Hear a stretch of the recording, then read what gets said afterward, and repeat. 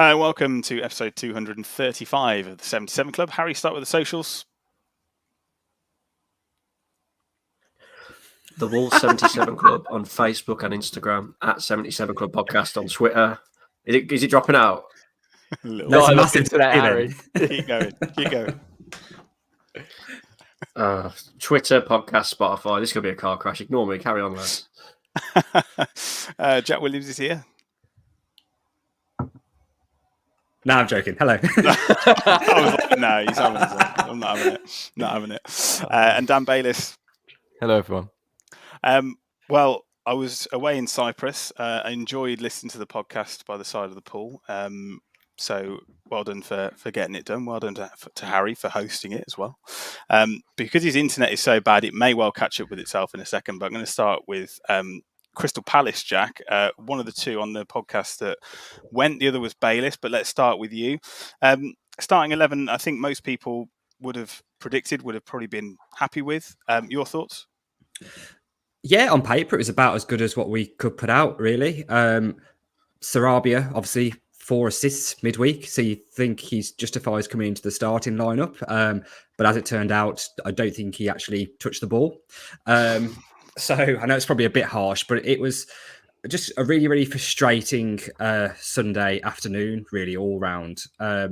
First thing, it was probably the hottest game I've been to in a long time. I was down the front, and I think I've been all over Europe pretty much in the summer of the month of August, and I got sunburned at Crystal Palace away. So I know it doesn't happen very much at that place because it's usually a swimming pool if it starts to rain. But it was just a really drab performance against a team which I think were there for the taking, particularly in the first half. It was just one of these occasions where they couldn't really string a pass together.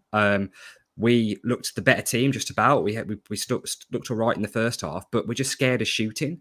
I know this is like, a week and a half ago now, but there were occasions where it was just kind of comical. The fact the build-up play was pretty good. We were winning the ball in midfield. We had a good first half, turning things over, playing the ball out wide to Neto, who was probably our best player on the day. But then when we got into the box, people were looking to pass rather than shoot. When we were 10 yards away from the goal, it was actually just comical.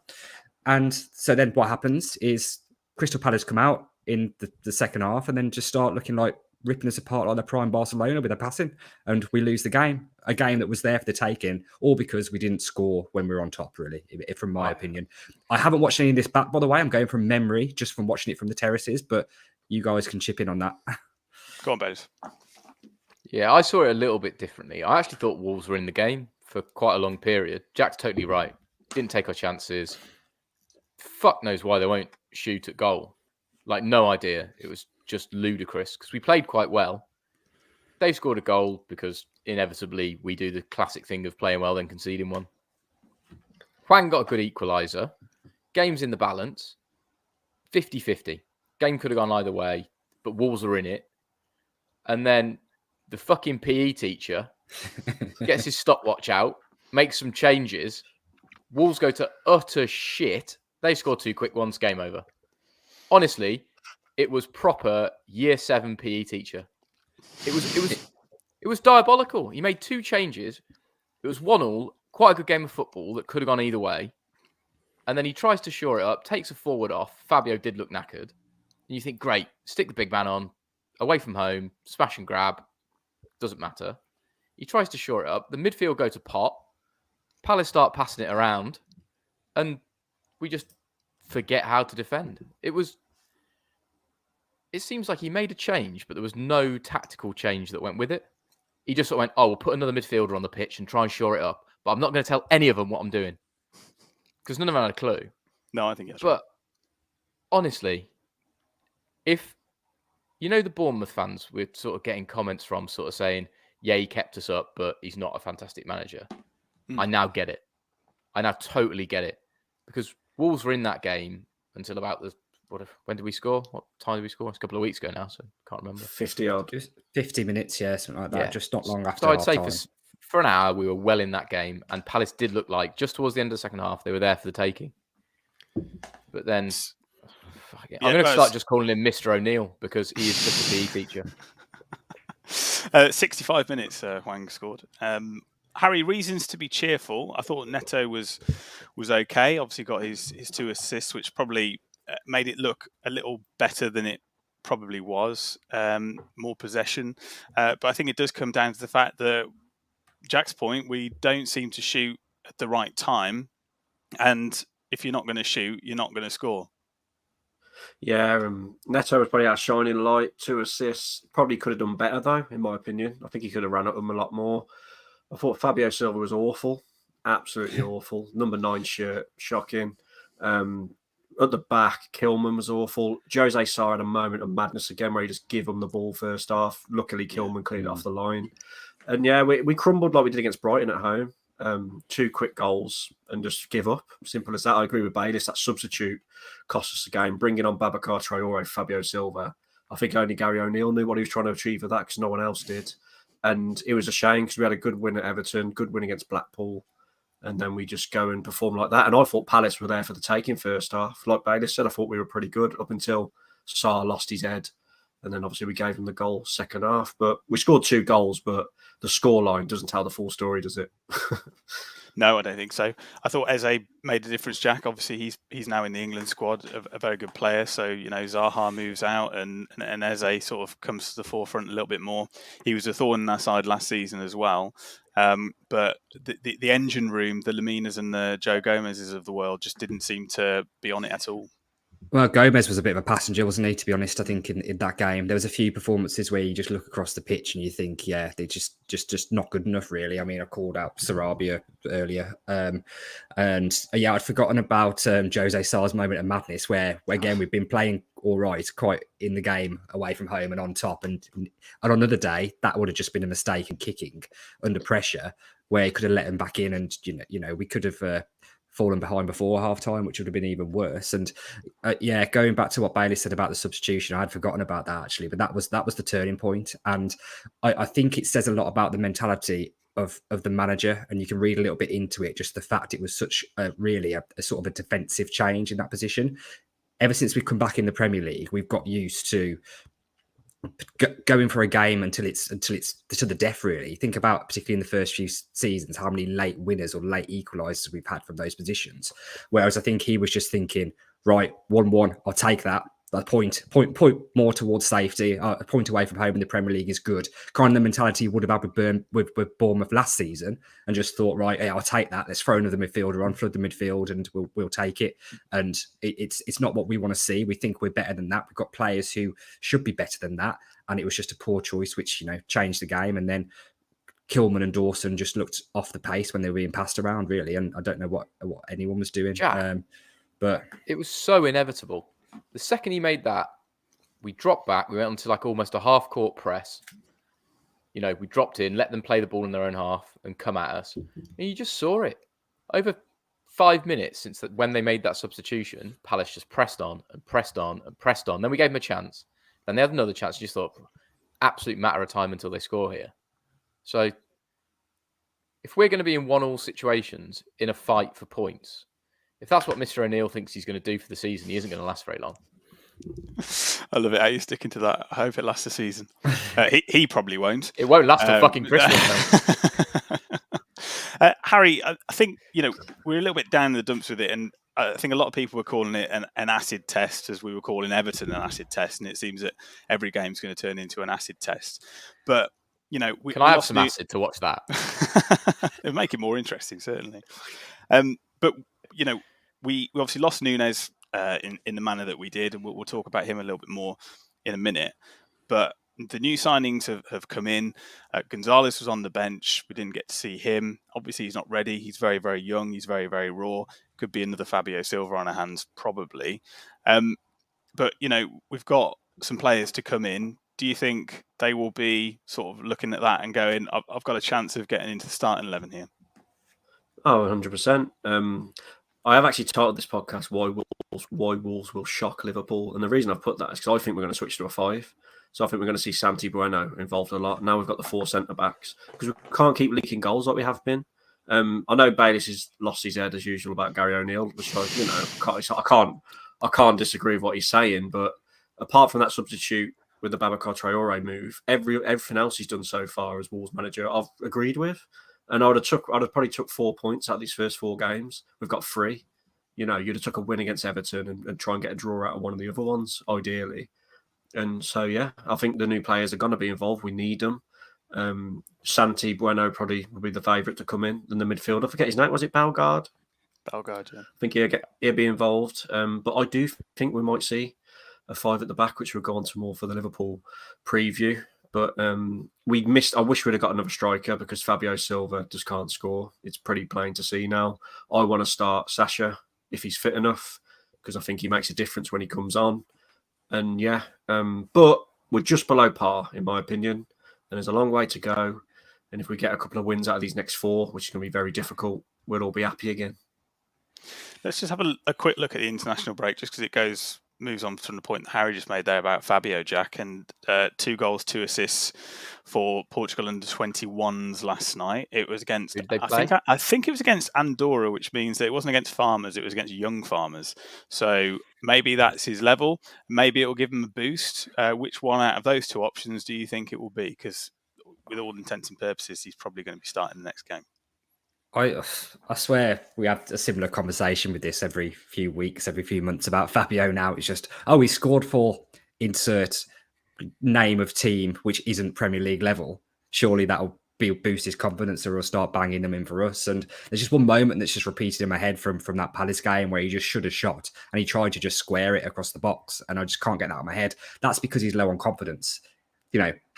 Erling Haaland is going to hit that straight away and it will be in the back of the net taking it out, won't it? But Fabio thinks he's in a scoring position. I'm going to try and lay somebody up here for a tap in rather than take it on myself. So, yeah, I think I'm with Harry. I mean, I don't think he's done too badly overall since he's come in again. Yeah, he's done all right considering. I know he can't score, but I think freshening it up and if Kalajdzic is fit, then potentially, bringing him in. But we need something. We need to refresh it because I'm just a bit worried. I know after the Man United game, everybody seemed, quite positive in the fact that O'Neill's come in, short notice, no pressure.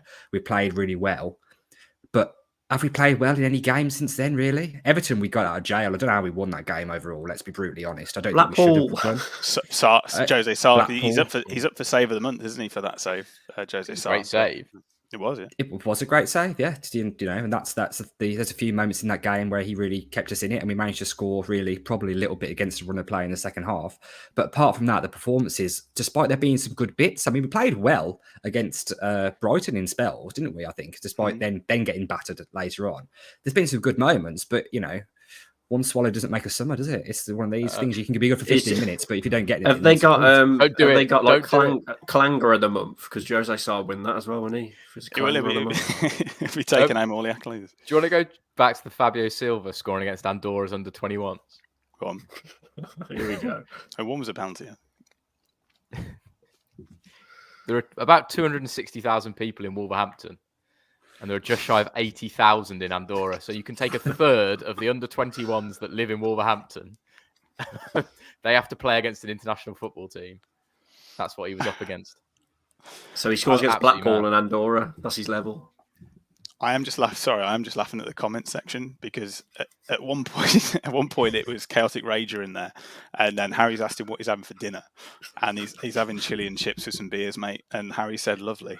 He said, "It smells lovely." So I think it's just Harry's in his own little world at the moment, talking about what he's having for dinner with I think the one person watching on YouTube. Okay. So I've completely lost my train of thought now. But sticking with the international break, some news about Gabon.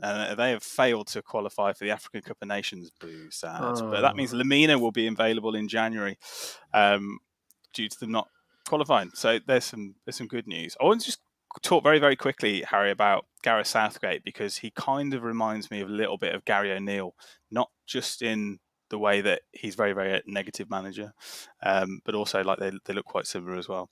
But there were rumours that he was potentially going to leave the England job, and they've just got some betting odds on where he could go next. And this sort of just shows you what, some people are calling him an elite manager, or he could walk into any side, and the betting odds don't really back that at all. I mean, the favourite is Crystal Palace 12-1, Aston Villa 16-1, Norwich 16-1, Rangers 16-1, any MLS club 16-1, any Saudi Pro League club 18-1, Ipswich 18-1, Burnley 20-1, Everton 20-1, Wrexham 20-1.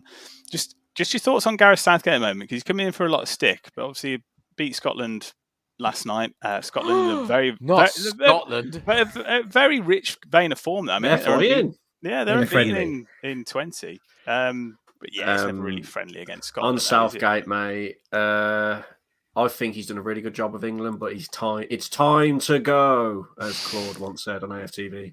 He's fell into the classic traps of picking his favourites like Henderson, Maguire. It's just like he's frustrating now. He needs a fresh idea. He needs a fresh manager. I mean, when he took Bellingham off against Ukraine, I just thought, yeah, I've had enough of this, and switched it off. Yeah, I think he's done a good job, but it's time to go. Simple as that. Poor result against Ukraine, should be beating them. Good result against Scotland, but I reckon a slot could put the boots on and beat Scotland. Let's be honest, they're that good. Okay, that's an exaggeration. They're doing well. But they're doing well. Yeah, but yeah, we ain't going to win anything with Southgate. He's a bottle job. When we get to finals or semi-finals, he's too negative. He won't go on the front foot and get our stars to win us the game. He'll sit back, hang on, and hope we win on penalties. He's done a good job. Don't get me wrong. He's put the belief back in. He's put the connection back with the fans. But now it's time for him to move on. Yeah, we need a manager that wants to play attacking, aggressive types of football, and if it means we crash out in a silly stage to someone because of it, I still think it's the only way England are going to win a World Cup or a Euros. We are good enough. We've got probably the most exciting young talent in world football at the moment, and I think we always say this, don't we? Deja vu. Yeah, we have. Mm. We did it in the early 2000s too. We didn't, it's deja vu. It's always the same. The 2006 era was, I think, we had a very, very good starting 11, but I don't think the bench was particularly brilliant. It's always boring. It's always conservative, boring managers. It's never like, let's go and play a good game of football. Let's go get Pep. Not Pep, but not the best manager in the world. I don't know. I'm now trying to rack my brain. Let's get Warnock in. I can't wait to beat Plymouth. Okay, right. Let's move on to Liverpool. I mean, some of the stats are just not very favourable at all. Liverpool have won 12 of the last 13 Premier League games against Wolves. The only exception being that 3-0 win for us at home last season under Lopetegui. Maybe some reasons to be cheerful, though, Harry. Liverpool have won none of their Saturday 12:30 kickoffs in last season's Premier League, drawing 3, losing 3. I suppose all we can do is hope that they carry that run into this season. Clutching at straws a bit, and I know Van Dijk's out as well, isn't he? After being suspended, which is good. But as I said, I think there's going to be a big shake-up. I think we might see the same formation as what we played against Blackpool, a 3-4-3 or a 3-5-2, depending on which way you want to look at it and what you think he'll do.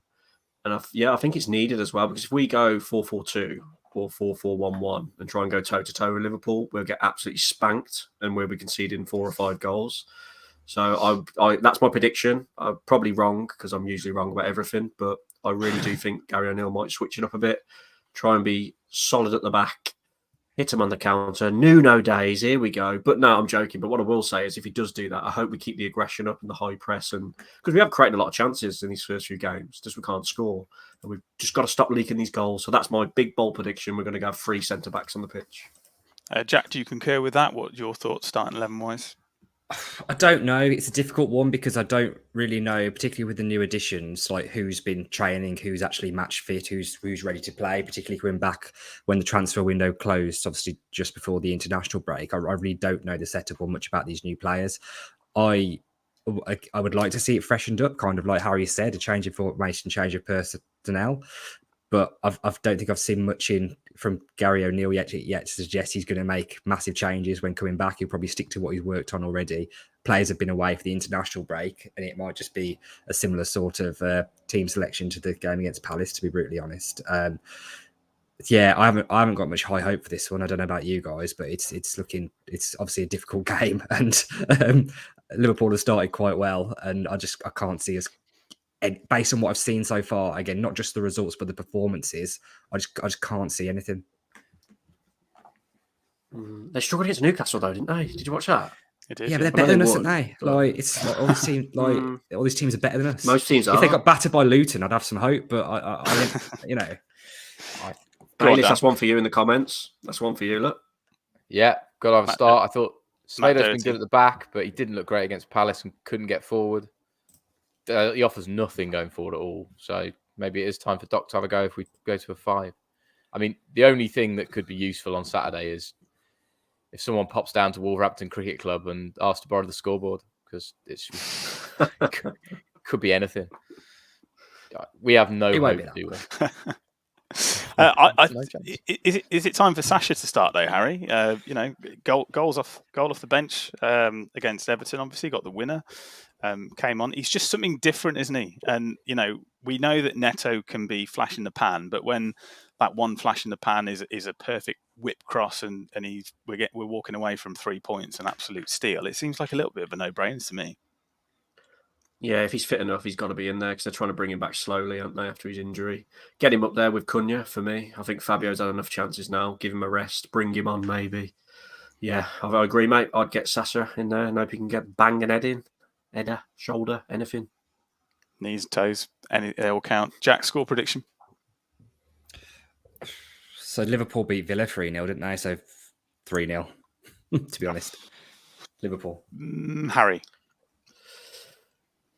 I'm going to go, because Liverpool's struggling these early kickoffs, so I'm going to say we're going to sneak a 1-1, an undeserved 1-1. Shock Liverpool, as the title says. Bayliss? 4-0. Do you think we'll score 4? 4-0 Liverpool. I'm going to go with Harry, actually. I'm going to go sneaky 1-1. And I don't care if we don't deserve it, because we've absolutely robbed against them in leagues, cups, everything. So we're due one. And looking at those stats, we're definitely due one. But looking at our stats for the last sort of 2.5 years, I'm not really overly optimistic. Let's have a look at your latest betting odds and ticket news. I mean, this is exactly what you would expect. Mm-hmm. We're 6-1. You can probably get better with other bookies. So just win it. 6-1. Yeah. So I'll give you a rough idea. I did a couple of Liverpool ones just to set the tone. So a 3-0 Liverpool, Gakpo to score first, 45-1. That's quite 5-0 Liverpool, Nunes to score first, 110-1. Oh shit! Oh no! And then you get into the Wolves, the sort of Wolves ones. Silva to score first, 2-2 draw, 140-1. And the only one that's like it's worth a quid. Neto to score first, 1-0 Wolves, 185-1. That is long. And then I did a little bet builder because I heard you both say draw. So a draw, Hwang Hee-chan to score a goal, and Fabio Silva to have 2 or more shots on target, 60-1. Oh, that's not bad. I mean, he'll actually have to shoot. Hwang, yeah, well, we are long in the odds. If Talking of Hwang, go on, Harry. Bayliss, did you see him getting racially abused at Palace? It happened again, didn't it? I don't know if you heard about it. From where I was sat, I could see about 4 inches of the pitch, mate. That's true. Yeah, you posted that, wasn't it? You said thank you for 3/4 of a game. I mean, to be fair, they pretty did you a little bit. Usually, that's 4 inches is all you can see all the time, isn't it, mate? If you look down. It's just the end of your nose, that is. But no, seriously, I think they've arrested someone, haven't they? On that, I don't know why it keeps. Has it happened before at Palace? You say, Harry? Yeah, apparently, yeah. It's happened twice now. Yeah. I'm surprised it happens there. Are you? Are they like no, that? It's a massive shithole. Oh, okay. It's in Croydon. It's a fucking dump. You live near there? Yeah, you live there. I live in a nice bit. All right. Oh dear. Jack, has your ticket news? Ticket news, yeah. So Liverpool, Saturday. There's a few single tickets knocking around for that. You can see now with the new Ticketmaster website experience which one of those are like resale tickets. There's a lot of resale tickets knocking around for that, particularly single tickets going spare for Saturday. So you've got spare 60 quid. You can go and sit in the Billy Wright upper. There's loads in there if you want one of those. Great way to spend or to ruin your Saturday. Next game after that is Luton away. So unsurprisingly, very small allocation for that. It's going to be taken up just mainly by the gold season ticket holders, and there'll be a ballot for the silver away season ticket holders.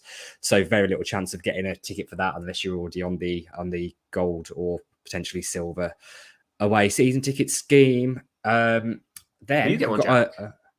no chance. And anything that's No. less than like a normal capacity, so less than 3,000, like Bournemouth or Luton, I struggle with, to be honest. It's they go to the gold or away season ticket holders and the silver away season ticket holders first. So yeah, unfortunately not. But hey ho.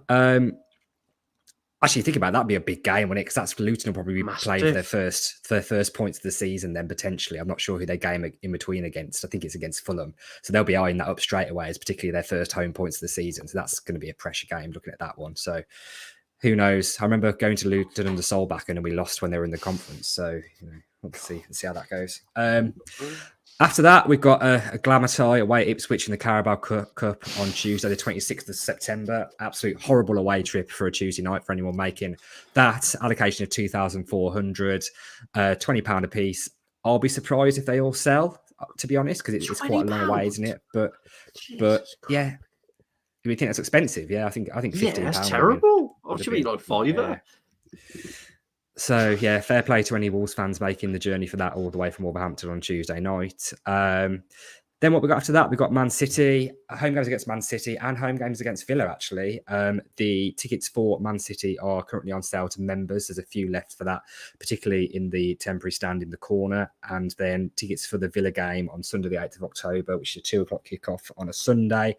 On sale to Membership Plus members at the moment, so you can use that to if it's one of your priority games, you get your ticket a little bit ahead of the rest of the members, basically. If you're a Membership Plus person, I think that's how it works anyway. But yeah, nice run of fixtures, that isn't it? Pretty tough. We better if we don't win Luton, then O'Neill's gone because we probably ain't getting any points until the end of the October. Yeah, sack if we lose to Luton, are they? Come on. No, not after Luton, but I mean that could be the end of it if we go on a run because I don't think we'll pick up points after Luton for a little bit. Man City, Villa, like nah, I don't know. Maybe I'm being a bit dramatic and a bit negative. We'll beat Villa, but, will we? I know we always do, but so maybe. Did anyone see the VAR mic'd up show? That was on, I think it was on Sky, wasn't it, Harry? Yeah. We got to hear the very calm and collected behind the scenes audio of what goes on in the VAR room, which it sounds a little bit like if you have a pen full of chickens and then you throw 12 foxes into it. I imagine it sounds very, very similar. Yeah. What I took from it was how the referees were ignoring what they were saying. He was just like, nope, I'm not having it. And then the fact that they were just like, sorry, no contact with Kalajdzic. It was a calamity, but at least Howard Webb was holding his hands up. And do you know what? Fair play to him for doing that because I bet he really didn't want to because that was like an absolute howler, wasn't it? And do you know, listening to it as well, that's exactly how I imagined it went when I thought about how they spoke about it. And as we discussed at the time, and Bayliss quite rightly pointed out, it probably isn't a conspiracy theory. It probably is just crap referees. And that clip proved that they're just not good enough. That's all it proved. It's just absolutely arrogance. What arrogance to have the ability to go and refer something and check what you've done, and then to have the sheer audacity to ignore it. Yeah, it clearly says there's a problem here. We need to have a look at this. And the bloke's going, no. Oh, make sure you. That's why they suspended Mr. O'Neill. No. Like, make sure you put Mr. O'Neill. That's what it said. That's what it said. Bayliss, I love about it. Listen, Bayliss last week and the week before that and the week before was like, I've turned over a new leaf. I'm positive only now. It took a week for him to switch. Mr. O'Neill, PE teacher, he's back down in the dumps. I love how he's not even thinking about it. It's just rolling off the tongue. He's just calling him Mr. O'Neill out of nowhere. He's just not even stumbling over it. I had to stand through that, and it was bad. Like, we were in the game, and it was that bloke's decision that ruined the game. So he's going to get both barrels until he proves otherwise. Jack, what do you think about the mic'd up VAR room show? I think it's an absolute shit show. It sounds like a bunch of fucking teenage virgins shouting over FIFA in the living room over each other. They should all be ashamed of themselves. It's a complete and absolute shambles, a disgrace to the game, a disgrace to other sports and the way they've implemented technology far better. And it was just like, what is going on here? And it's probably if anything, just highlighted stuff we probably already knew was going on about it just being such a mess, not ran properly. Why is there 3 of them, like all talking over each other at the same time? Surely, if a decision is clear and obvious, you need to amend it. It only takes 1 brain to do that, not 3. Again, there's a whole problem just with the whole process if you map it out in your head and it's just all over the place. And particularly the Man United decision, for me, just proves something that I think has been going on all the time. And it's just I don't even know if you can call it unconscious bias, because I think they know that they're doing this on purpose.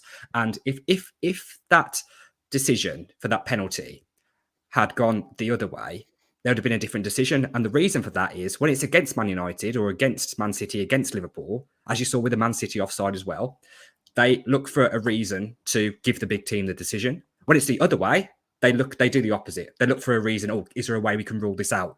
Because we don't want the backlash from it. And it just proves it's a shambles. The fact they can look at that and just go, the keeper's completely come in, taken out 2 players long after the ball has gone. And the reason was, it's, they're all going for the ball. They're just coming together. It's not, it's assault. And the fact you're even trying to justify it as a coming together shows that you're being biased towards that club. Absolute shit show. Get rid of it. I've had enough of it. I've had enough of all of them. Just sack them all. Start again. Actually, let's get an AI bot in to just do it. Just referee by... It would be a bit ropey at first, but once it's learnt it, it would apply the rules to the rule book exactly and say, that's a decision, turn it around in a few seconds, sorted, rather than a bunch of absolute virgins shouting over each other, not having a clue what's going on. You were almost bang on until you went into AI down the rabbit hole. You were so right. It's a complete shit show. It is. I think go on, Dan. They're so evidently biased. That's the problem. And it's going to happen again this season. You know that Sarr is going to come and clatter someone and it'll be a penalty. But what it should be. we're sat here. Most of the people listening to this, that listen, the thousands that will listen to other fans talking about it, all have the same viewpoint. We're all in agreement. Mm-hmm. So why is there a group of people running the game that are not listening to the people that watch it and the people that want to enjoy the sport? Like, surely the players must think differently. Surely no player is enjoying how the game's being officiated. It's really difficult, isn't it? Because also, aside from the VAR shambles, it's the added time thing again. And that seems to have been sort of half-assed. Week 1, it was like, yeah, let's do it. Week 2, it sort of tails off a bit. And now it just seems like it's a really, really bad cocktail of bollocks. That's crap. We had it at Palace. They checked the Hwang goal. And then you're all stood in the stadium having no idea what's going on. The ref stood there with the ball in his hand. And then it just says checking. No one has a clue what's going on. Then apparently, having watched it back, it was so obviously onside. There was, you'd have looked at it for that long and you've gone, yeah, crack on. I don't know. Pay peanuts, get monkeys, right? We haven't got professionals doing the job, so we're getting a crap service. It's true. It's true. And no, to be honest, I think it's a grassroots problem as well, because there are no referees hardly coming through at all, because it's a thankless task, especially at the lower level. And then obviously you want to go and get abused by many, many thousands of people every week. Then I think it goes back to what Dan said. They're not helping themselves, are they? No. It comes back down to the arrogance of it all, that, the people that do rise to the top do seem to be a certain type of person. Agree. Mm-hmm. Horrible job. And the same nurses have it tough. Anyway, let's talk about 2 players that left the club. Harry, Daniel Podence has returned to Olympiacos. Really, really fell out of favour. That means both of our top scorers from last season have now left the club. They're on 6. Thoughts on him going? I mean, it really did come out of the blue, didn't it? And I think it's probably the right move for everybody. Matt Hobbs is running the club properly. He's made him sign a 1-year contract extension. So, nothing ventured, nothing gained if it doesn't come off with a sale at the end of it. I think it's a good piece of business for both parties, isn't it? Yeah, it shocked me. Like, it come the day after the window shut for us, didn't it? Obviously, their window is still open. All the rumours were that he was going to Saudi Arabia, which made sense to me. So... But what a move for him to go back there. He's obviously absolutely buzzing with that. He was a bit of a bad egg, wasn't he, in our dressing room, unfollowed us. Really bad attitude. Obviously, you mentioned he scored a joint top goal scorer, so he knows where the goal is. And I thought he'd get another chance. He was my dark horse for the season. God almighty. But yeah, good luck to him. Obviously, he's just going to go and sign for them permanently. That's why they extended his contract, to get a bit of money. And as you mentioned, Matt Hobbs again, brilliant. He's been a breath of fresh air, I think, because compared to Scott Sellers, it's like, night and day in it from Scott Sellers, Matt Hobbs, the way he's doing it. So fair play to him. Good deal all round. And do you know what? I'm glad he's gone because it seems like he's upsetting everyone in the dressing room. Yeah. Jack, do you think it's a shame that it came to that? Because obviously we were all in agreement that he was better than Jota. I just keep thinking, what do you get if you sell your 2 top goal scorers in the same transfer window? And the answer is usually relegated. That's not a very funny joke, is it? I don't know. I liked Podence as a personality and for his contribution. And sometimes he was a breath of fresh air with the way he played. You don't know what's gone on behind closed doors. I know he's a bit too active on social media sometimes, and sometimes that can bring with it a sort of negative cloud. But he's given us some good moments. His goals really helped us last season. So I hope everything's okay. And I just wish him the best, really, to be honest with you. That's how I feel. I know he wasn't getting in and around the team really under the previous regime or the new regime. So fair enough. And if we can get a few million quid for him, fair play. And I hope he has a good time in Greece. Dan, final word on Daniel Podence? Yeah, I always sort of liked him. I don't think he sort of fulfilled his potential at Wolves. I remember speaking to a Tottenham fan when he signed, and he just absolutely torn Spurs a new one playing for Olympiacos. Yeah, but his 6 goals we're not going to get this season. Yeah, he seems a bit arrogant, and there's clearly a change in the guard at Molineux, and we need some fresh faces. So maybe it was time for him to move on, and he's got a nice move for himself. So best of luck to him. Glad we brought Matt Doherty back then. Fresh faces. Harry Nunes posted on Instagram. I'll read it out. The time has come to say goodbye to the club that allowed me to play in the best league in the world, and to the club for whom I've always had deep admiration and respect. Thanks to Wolves, the staff, my teammates, and especially the extraordinary fans for their unwavering and heartwarming enthusiasm and support. I really appreciate the meaning of the word commitment, and and that was what was always present in my daily attitudes over a year that will remain in my memory forever. I could have a lot to say about the real reason for my departure and how it happened, but will only say that the fans deserve all my respect, affection, and deep admiration. Everything happens for a reason, however incomprehensible it may seem at first sight, but the future, I'm sure, will clarify it, and probably at that time, everyone, without exception, will understand the reason for this last troubled week. Thank you, Wolves fans. I will never forget you. Sounds like a breakup letter, doesn't it? It's a little bit, yeah. We'll forget you twat. I just think there's a load of gobbledygook, and it's obviously his agent or someone who's told him to do that because, as we've mentioned on previous podcasts, it's a disgrace that he didn't train. It's not a good look for him, even for the Man City fans to see that. It's not a good look. At the end of the day, he should just kept training. We knew he was going to go. Obviously, he's going to want to go to Man City, and Wolves fans have been like, fair enough. But he's left a bad taste, and when we play City in a few weeks, he's going to get absolute dog's abuse. He'll probably score an hat-trick, but he's still going to get booed by the South Bank. So have that, Nunes. Jack, like I say, down tools. I think we've seen in very quick succession both managers and players. When it comes to contracts, they really aren't worth the money that they're written on. And it seems that if you're a club owner, you really do get stung by these pieces of paper. And as soon as you don't want to work, and the economy of scale isn't quite working out for these people anymore, and they go, okay, we'll just pay me half. I mean, Lopetegui walked away with millions, and obviously Nunes forced through a move and put Wolves in a very, very difficult position, despite being our player. I mean, also the thing, it works both ways as well. And yeah, he needs to at least turn up for training. Fair enough if you think Man City are interested and it's just before the transfer window.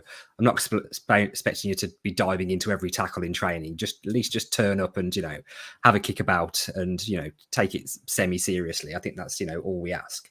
His red card leaves a bit of a weird taste in the mouth because I'm still suspicious about that because he deliberately got suspended for the next game before the transfer window shut. So I think he must have had some whispers, particularly when conversations were going on before Wolves knew about it, which again is bad. So he must have known about this interest and this deal was being made on personal terms with Man City, potentially even before the people around him at the club did. And when I said at the start it works both ways, if he'd have come in on his first game from Sporting and broken his leg, he'd have still wanted to get paid. So it's not very respectful to him to he want the contract then. If suddenly he's goes through rehabilitation, comes back for a game, then does his ACL, it's on the sideline for 2 years. He'd still want his money. So why is it any different when we want him to turn up for training when we're still paying him 100 grand a week and he's only 1 year into a contract? It's that's where it's a bit of lack of respect, I think. Dan? No, totally agree. I hope he's going to get dog's abuse. I hope that it's annoyed one of the Wolves players that he hasn't turned up. One of the big ones, hopefully. And they seemed to like him, didn't they? He got on McCunya really well anyway. Yeah. I'd love... Hopefully, yeah. Wouldn't you just Dawson love just 2-foot him right in the shin. Snap it in our first 5 minutes. Kevin Muscat. Yeah.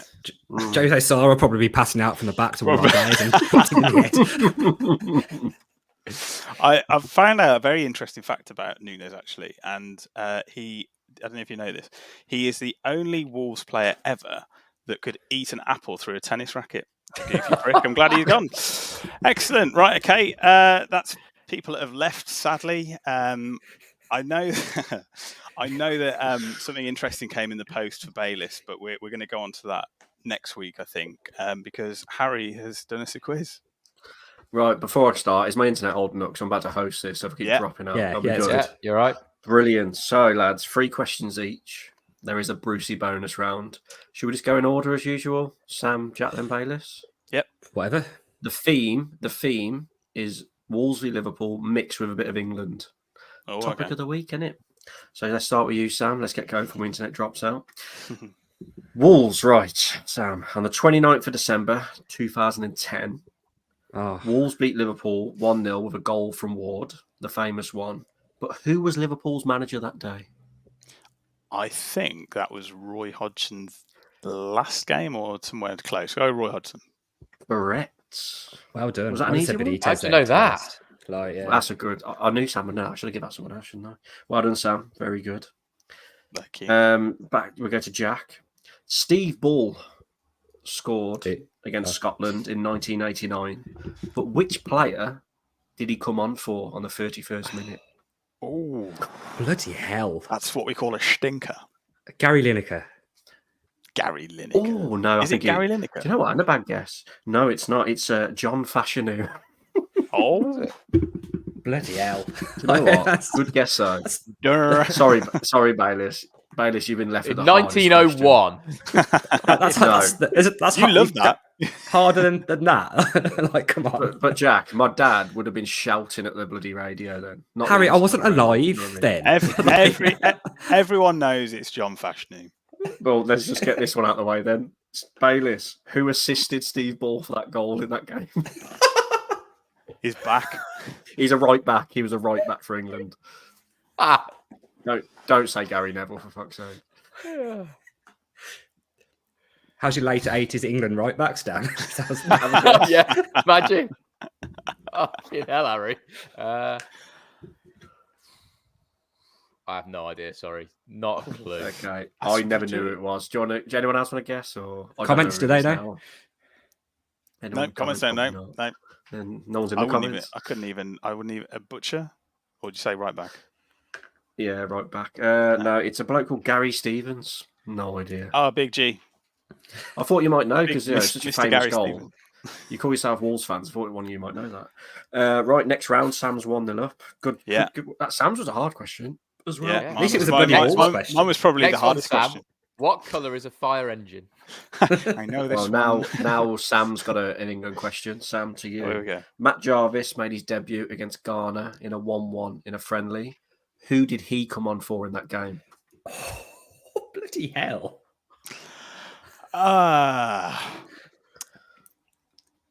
Were you sick of us doing well at your quizzes, Harry? Is that what's happened here? It's 2010. 2010. Oh, is it midfielder? Yeah, I'll give you that. Yeah. All right. I'm going to go for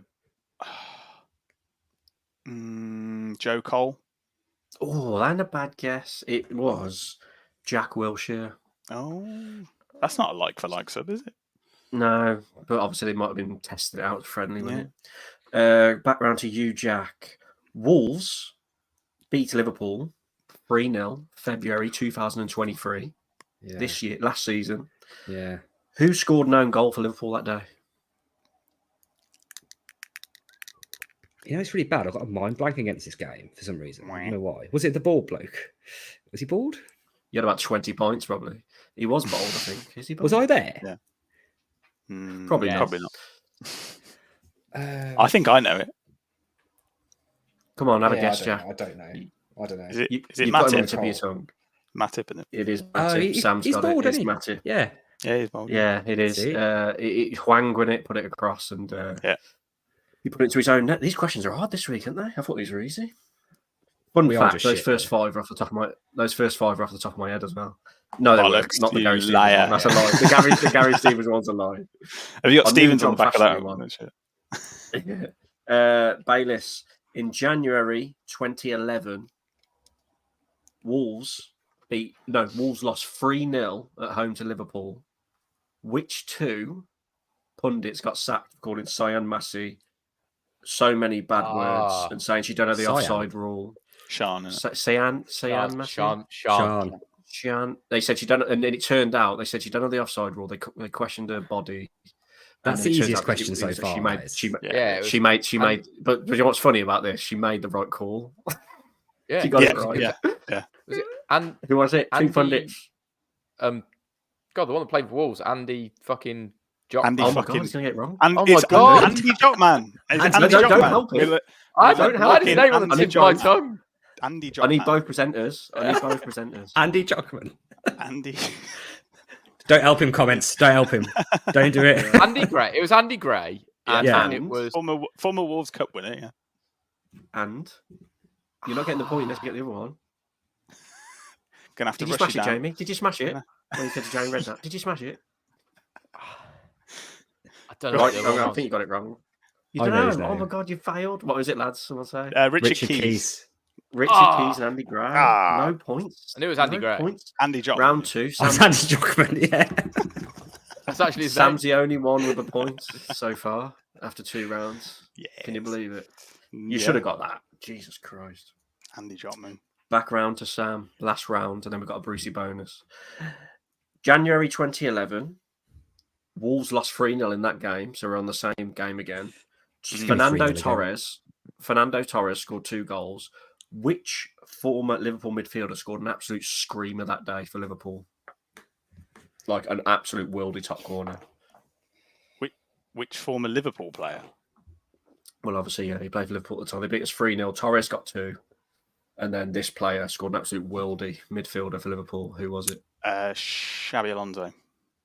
No. Anyone want Was to it a hazard John a Arne guess? Reeser steam rat? Oh, Ben Ayoun? No. Jack, any guesses?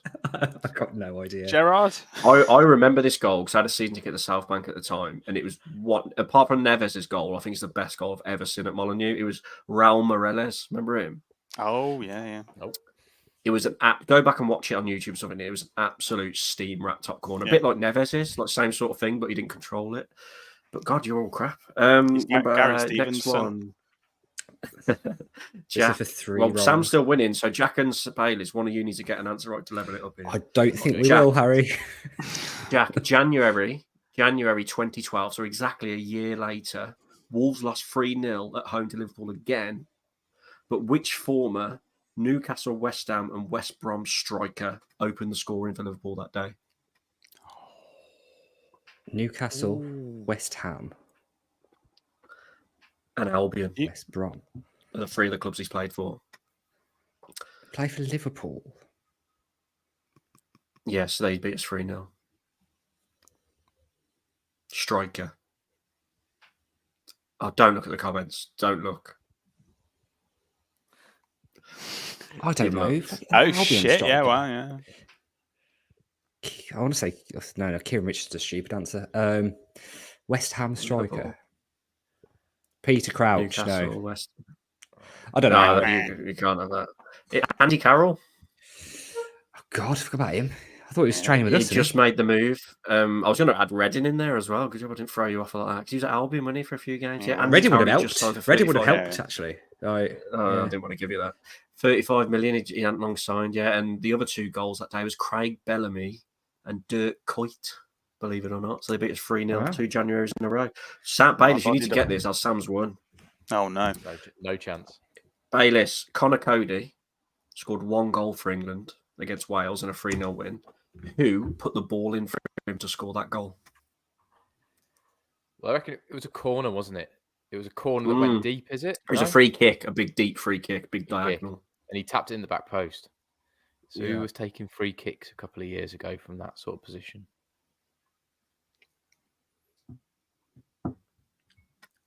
Don't wait for the comments.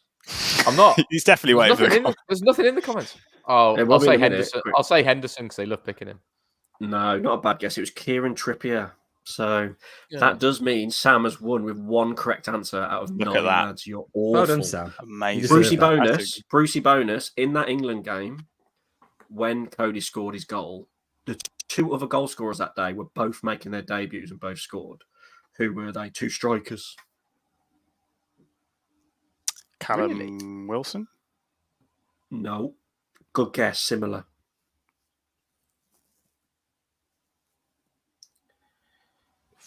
I actually don't know. Pass. Oh, what's his face? From Andy Brentford, Jotman. the gambler. No. What's his name? Ivan Toney. Is Harry frozen? Harry's I think gone. Harry's frozen. Right. Calvert-Lewin? Oh, Maybe. no, We'll never know. K-Rose's gone. Harry's frozen. He's died. We'll get back to you next week on the big fat quiz of the week. We'll say goodbye to Harry Mansell. Goodbye, everybody. Say goodbye to Jack Williams. Bye. We'll say goodbye to Andy Jotman. Goodbye, everyone. And it's a goodbye. Actually, I hope Harry comes back because this stream won't end. Harry's back. What are the answers? What are the answers? Tell us before you go. Can you see me? I'm on the Yeah, Wi-Fi. yeah, What were the answers? Dominic Calvert-Lewin Oh, someone said that. Yeah. and Danny Ings. Danny Ings. Sorry, Danny I Ings. don't know what happened. I think I've run out of That's data okay. on my 4G. That's Just end the stream. It's fine. Just finish. Put out his misery. It is a goodbye from me. Goodbye. Bye. Goodbye.